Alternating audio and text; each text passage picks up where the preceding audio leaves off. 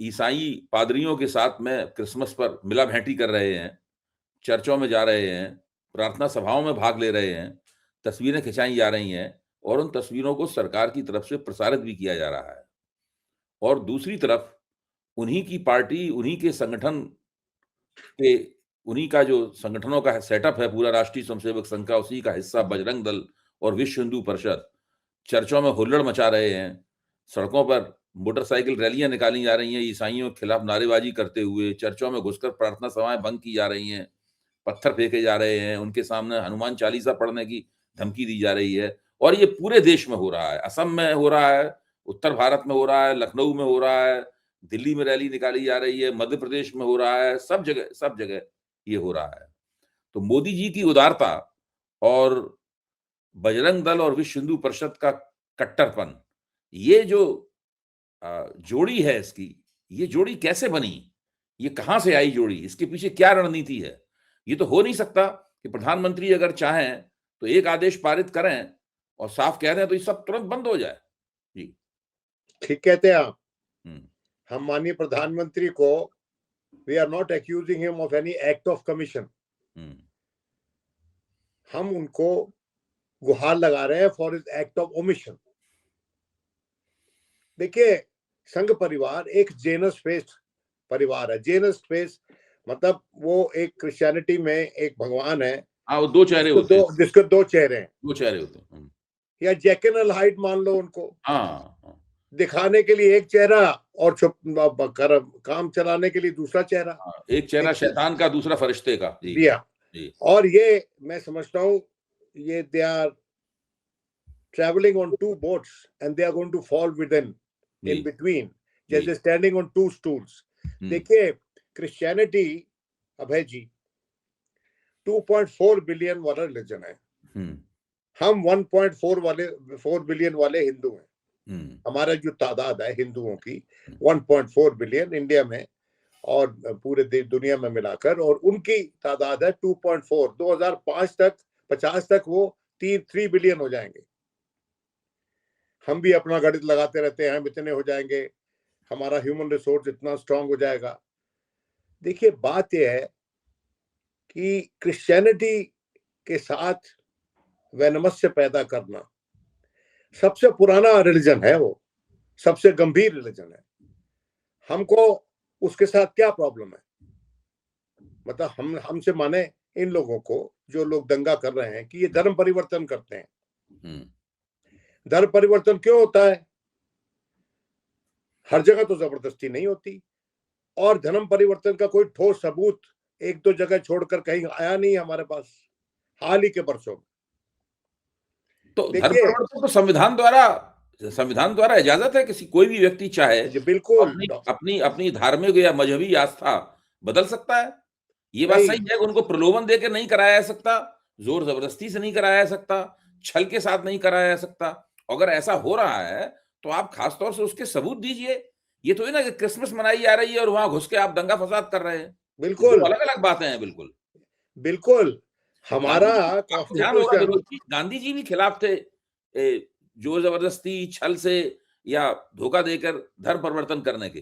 गांधी जी भी ऐसे धर्म परिवर्तन की आलोचना करते थे। उन्होंने तो कभी नहीं कहा कांग्रेस सेवा दल वालों से जाकर चर्चों के सामने प्रदर्शन करो, जाके वहां धरना दो जाकर। देखिए, ऐसा है कि महात्मा गांधी से हमने बहुत कुछ सीखा, लेकिन on the scales of justice हमको साफ लगता है कि कोई भी चीज जबरदस्ती करवाई जाए तो ठीक नहीं है, वो धर्म परिवर्तन ठीक नहीं है। और उसी तरह से by the same yardstick, अगर कोई धर्म परिवर्तन कर रहा है तो उसके पीछे आप उसको लताड़ें, उसके खिलाफ वायलेंस यूज करें, उसको धमकाएं, उसको अपने समाज से निकालने की धमकी दें, ये भी ठीक नहीं है। मैं कुछ और कह रहा था, हम उसमें नहीं जा रहे हैं। हम ये कह रहे हैं कि आज के दिन जो हो रहा है, मैं अगर आपने जैसे आपने कहा, constitution permits me to pursue my religion, not just pursue my religion but to spread it also. Spread का मतलब क्या है? स्प्रेड का मतलब यह है कि मैं औरों को अपने धर्म की खूबियों के बारे में बताऊं और उनको आश्वासित करूं, मुतमईन करूं कि वो मेरे धर्म में आए। और बहुत बार बहुत से लोग क्रिश्चियनिटी में क्यों गए, मैं जानता हूं कुछ लोगों को जो ट्राइबल बैकग्राउंड के लोग हैं, वो इसलिए गए कि उनको एक पढ़ाई लिखाई की ओपनिंग मिल रही थी। वो भारत विरोधी नहीं हुए। बहुतेरे लोग मैं जानता हूं, मेरे कुलीग रहे कुछ लोग, और आज के दिन बहुत पढ़े लिखे लोग हैं वो, और वो धर्म के लिहाज से कठोर नहीं है, ऑब्सक्यूरेंटिस्ट नहीं है, डॉगमेटिक नहीं है। और उसी तरह से जो अब्राहमिक रिलीजन्स हैं, सिंगल बुक रिलीजन जो होते हैं, जैसे कि इस्लाम है और क्रिश्चियनिटी है, जब हम क्रिश्चियनिटी पे अटैक करते हैं तो इनको ये भी समझना चाहिए, जो लोग कर रहे हैं और जो लोग चुप हैं उनको देख रहे हैं। देखिए, कुछ लोग कर रहे हैं और कुछ लोग चुपचाप उनको देख रहे हैं। जो चुपचाप देख रहे हैं, जो कर रहे हैं, उनके साथ उतना ही कॉम्प्लिसिट है, उनके साथ ही उतना ही मिले जुले हैं। जैसा कि आपने शुरुआत में कहा कि क्या प्रधानमंत्री रोक नहीं सकते? प्रधानमंत्री एक दिन में रोक सकते हैं। प्रधानमंत्री ने गोरक्षक के बारे में बोला था ना, एक बार बयान दिया था, सनसनी फैल गई थी, लेकिन उसके बाद ब्लोबैक भी आया प्रधानमंत्री के विरोध में, अगर आपने नोट किया हो। जो आज के दिन खतरा हमारे देश के सामने मंडरा रहा है, सामने हमारी आंखों में आंखें डाल के खड़ा हुआ है, वो खतरा ये है कि when you unleash certain forces, it is very difficult to bottle them back. और मुझे लगता है कभी कभी कि ये शय पे हो रहा है इन लोगों की, और कभी कभी ये भी लगता है कि जो पब्लिक फोर्सेस इन्होंने अनलीश किए हैं वो इनके हाथ से निकल गई हैं। एक फ्रैंकेनस्टीन मॉन्स्टर बन गया है जो अपने ही क्रिएटर को कई बार खा जाता है। मैं ये प्रार्थना नहीं कर रहा हूं कि इनको किसी को भी खाए इस देश में, लेकिन मैं ये प्रार्थना कर रहा हूं कि हमारे देश में जिन जिन लोगों ने फ्रैंकेनस्टीन मॉन्स्टर बनाए हैं, उन लोगों को विचार करना चाहिए इस बात पे कि धर्म का जो देव ही बोलते हैं ना, धर्म का जो ऐसा स्वरूप है, जो कठोर स्वरूप है, वो उनको एक हद तक ही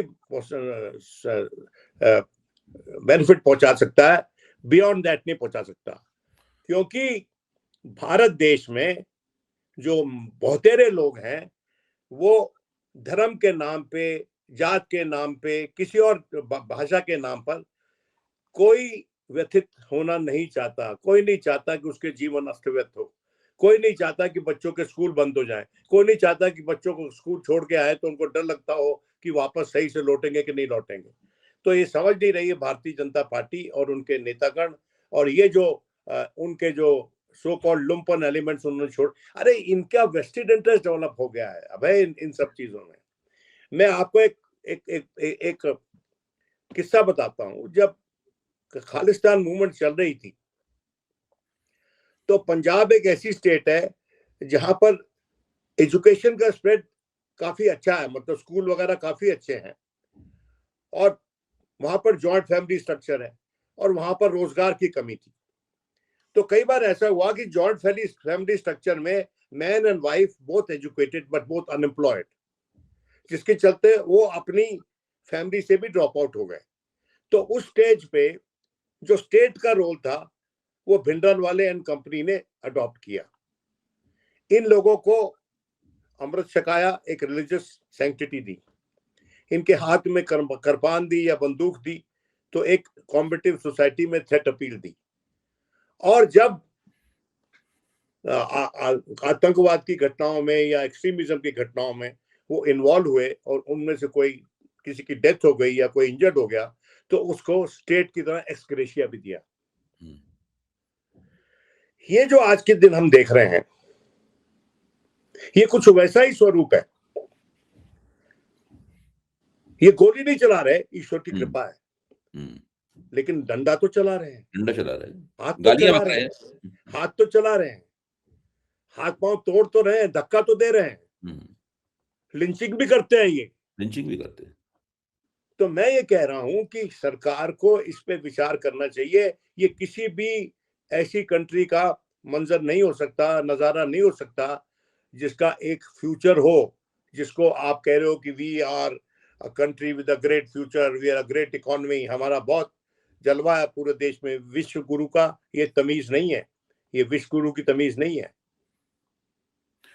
इसका एक इतिहास है छोटा सा। मुसलमानों के खिलाफ तो ये लोग सक्रिय रहते ही हैं और बेरोक टोक और लगातार सक्रिय रहते हैं, उसमें कोई कभी भी गैप नहीं, कभी रोकते नहीं है, वो तो लगातार किसी न किसी रूप में चलता रहता है मुसलमान विरोधी अभियान।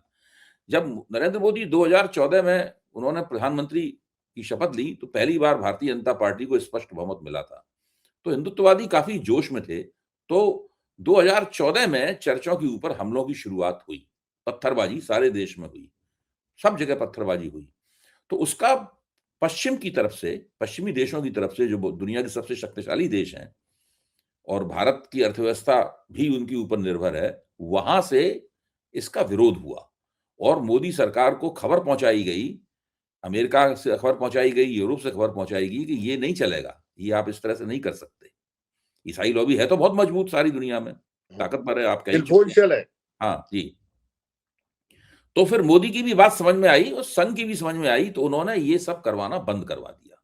तो काफी अरसे तक इस तरह की खबरें सुनाई नहीं पड़ी। फिर 2019 के बाद में जब मोदी जी को लगा कि वो बहुत ज्यादा ताकतवर हो गए हैं, तब फिर से ईसाइयों के खिलाफ कुछ मुहिम चली।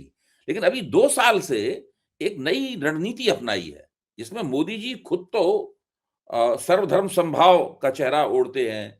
यहां तक कि उसमें उन्होंने स्मृति ईरानी को चादर लेकर अजमेर की दरगाह पर भी भिजवाना शुरू कर दिया।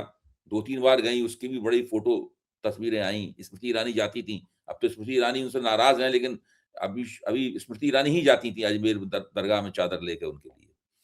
तो वो भी कर रहे थे और साथ में पादरियों के साथ में दिखाई पड़ रहे थे। केरल में खासतौर से दिखाई पड़ रहे थे, उत्तर पूर्व में, और भारतीय जनता पार्टी को उत्तर पूर्व में ईसाइयों के वोट भी मिलने शुरू हो गए थे। केरल में भी भाजपा की कोशिश थी कि किसी तरीके से ईसाइयों में कुछ अपनी पैठ बनाई जाए। ये सारी कोशिशें इनकी चल रही थी। लेकिन दूसरी तरफ ये कट्टरपंथी गतिविधियां भी बहुत ज्यादा बढ़ गई। तो 2014 में जो चर्चों पे हमले हुए थे, 2024 में उसके कई गुना, मेरे ख्याल से 400-500 गुना ज्यादा हमले मतलब जो है हुए। तो ये कोई सोची समझी रणनीति है, क्या है ये? देखिए ऐसा है, हाँ। ये आप तो कह रहे हैं कि मोदी जी प्रधानमंत्री बने उसके बाद की बात बता रहे हैं। जब मोदी जी गुजरात के मुख्यमंत्री बने, कंधामल कब हुआ, डैंग्स कब हुआ? डैंग्स तो जब ही हुआ ना, लेट 2000 में। तो डैंग्स जो है वो गुजरात का एक ट्राइबल इलाका है। कंधामहल जो है वो उड़ीसा का ट्राइबल इलाका है। कंधामहल के चलते नवीन पटनायक ने अपने रिश्ते तोड़ लिए, बीजेपी से अलायंस थी इनकी उड़ीसा में। तो ये एक सुनियोजित एक मूवमेंट है, इसमें दो राय नहीं है। लेकिन आज के दुनिया के बदले हुए स्वरूप में, जहां पर डोनाल्ड ट्रंप जो खुद एक हार्डलाइन क्रिश्चियन है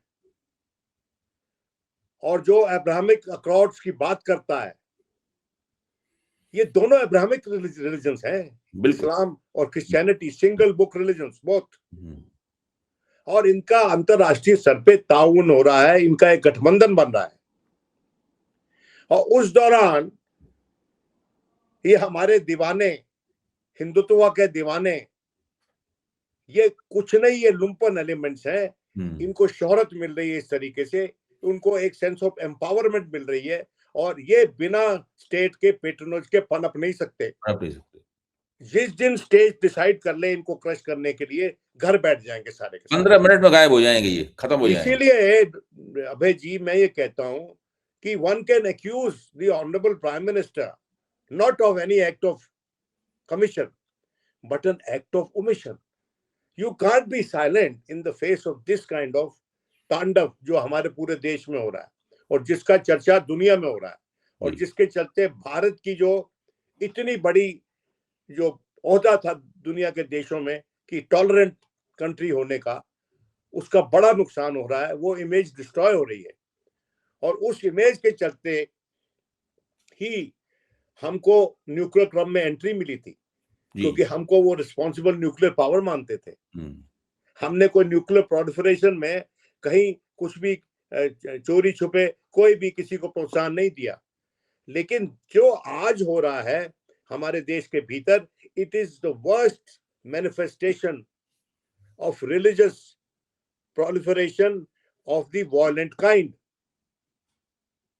जिसके चलते जो माइनॉरिटीज हैं उनको बहुत दुख सा। अरे आज के दिन सिखों का ट्रस्ट नहीं है, क्रिश्चियनिटी का ट्रस्ट नहीं है, क्रिश्चियंस का ट्रस्ट नहीं है, मुसलमानों का तो है ही नहीं। तो एक माइनॉरिटी बची है, जैन की माइनॉरिटी, जो कि लिस्टेड एज अ माइनॉरिटी। और कौन सी माइनॉरिटी है आप मुझे बताइए किसका ट्रस्ट हासिल है हमारी सरकार को? सही बात। तो ये तो खतरे की घंटी है। बिल्कुल। और मैं मानता हूं कि मैं आज भी कहता हूं, मैं ये नहीं कह रहा हूं, ये तो प्रधानमंत्री को कमान अपने हाथ में ले लेनी चाहिए। अगर प्रधानमंत्री, ये आज के दिन वो बनता था ओकेजन जब प्रधानमंत्री एड्रेस टू द नेशन करते और जनता को संबोधित करते अपने आप को, और उनको बताते कि ऐसी जो जो दुर्गम स्थिति है कि इसका क्या अंजाम हो सकता है। ये जो हरकतें हैं, ये जो डेंजरस काम कर रहे हैं ये जवान छोकरे, और ये अनएम्प्लॉयड है, सारे बेरोजगार हैं, और वो इन कारनामों में रोजगार तलाश लिया उन्होंने। उनको लगता है ये उनका रोजगार है। कहीं भी जाके वो खड़कू जैसे एक इमेज पंजाब में उभरी थी ना, खड़कू इमेज, और वो खड़कू क्या करते थे खालिस्तान मूवमेंट में, बम चला देते कहीं आके अपने समाज में, अपने लोग कहते हैं तुम दिखता कि नहीं, ठोक दिया कि नहीं। This kind of psychology should be immediately stopped, वरना आपकी मार्केट में कोई इन्वेस्ट नहीं करेगा, पैसा भाग जाएगा, कैपिटल उड़ के बाहर जाएगा। अभी तो कोई आपकी फॉरेन डायरेक्ट इन्वेस्टमेंट कितनी हो रही है? आपकी एफडीआई 0 पे आ चुकी है लगभग हमारे देश में।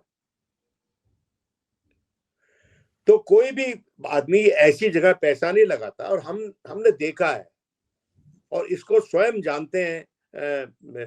हमारे प्रधानमंत्री गुजरात में पॉलिटिक्स उन्होंने शुरुआत की जब दंगे हुए गुजरात में, उसके बाद जो निवेश कम हो गया, तो उसके बाद दोबारा तो नहीं हुए दंगे ना, उन्होंने कंट्रोल कर लिया।